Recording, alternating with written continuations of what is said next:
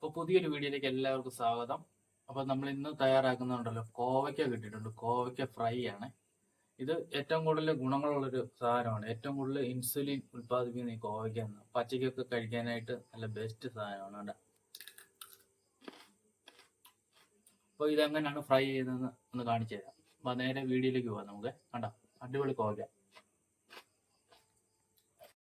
അപ്പോൾ അതേ നമുക്ക് കോവയ്ക്ക ഒന്ന് ജൂലിയനായിട്ട് കട്ട് ചെയ്തെടുക്കാം. ഈ പരുവത്തിന് കട്ട് ചെയ്തെടുക്കണം. ഇങ്ങനെ പൊളന്നിട്ട് ഇങ്ങനെ കട്ട് ചെയ്തെടുത്താൽ മതി.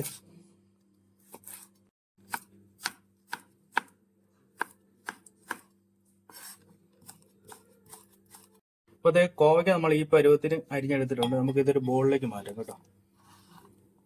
പിന്നെ നമുക്ക് വേണ്ടത് തേങ്ങാക്കൊത്ത് നമ്മൾ എടുത്തിട്ടുണ്ട്, വെളുത്തുള്ളി ചെറുതായിട്ട് ചോപ്പ് ചെയ്തെടുത്തിട്ടുണ്ട്, ഉണക്കമുളക് എടുത്തിട്ടുണ്ട്, ഇഞ്ചി എടുത്തിട്ടുണ്ട്, പച്ചമുളക് എടുത്തിട്ടുണ്ട്, ഒരു സവാള എടുത്തിട്ടുണ്ട്. ഇത്ര സാധനങ്ങളാണ് വേണ്ടത്. പിന്നെ അകലം മഞ്ഞപ്പൊടി, അല്പം മുളക് പൊടിയും കൂടെ മതി. ഇത്ര സാധനം മതി, നമ്മുടെ കോവയ്ക്ക ഫ്രൈ റെഡിയാവും.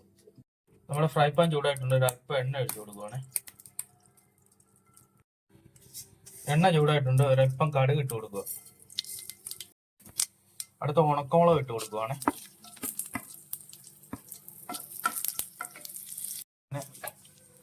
അതിന്റെ കൂട്ടത്തിൽ തന്നെ നമ്മൾ എടുത്തു വെച്ചേക്കുന്ന തേങ്ങാക്കൊത്തും കൂടെ ഇട്ട് കൊടുത്ത് നന്നായിട്ടൊന്ന് വഴറ്റിയെടുക്കുക.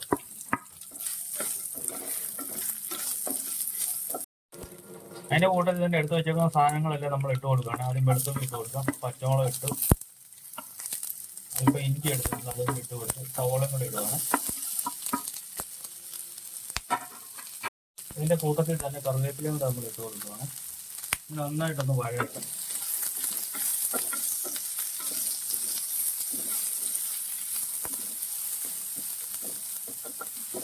ചോറിനൊക്കെ കഴിക്കാൻ പറ്റിയ ഒരു അടിപൊളി ഫ്രൈ ആണ് കോവയ്ക്ക കൊണ്ടുള്ള ഫ്രൈ.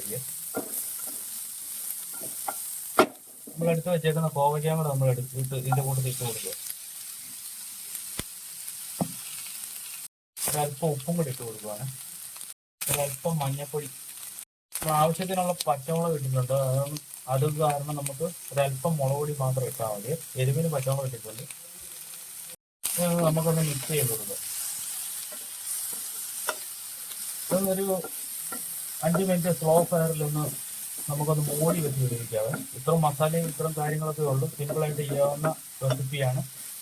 നന്നായിട്ടൊന്ന് ഫ്രൈ ആയിട്ട് വെച്ചാൽ ഒന്ന് നല്ല ഫ്രൈ ആകട്ടെ. നമുക്കൊന്ന് മൂടി വെക്കാവേ. ഇതൊന്ന് ഇളക്കി കൊടുക്കാം. നല്ല ഫ്രൈ ആകണേ. ഇതിപ്പം പകുതി വേവായിട്ടുണ്ട്. നന്നായിട്ടൊന്ന് ഫ്രൈ ആക്കി വെക്കാം.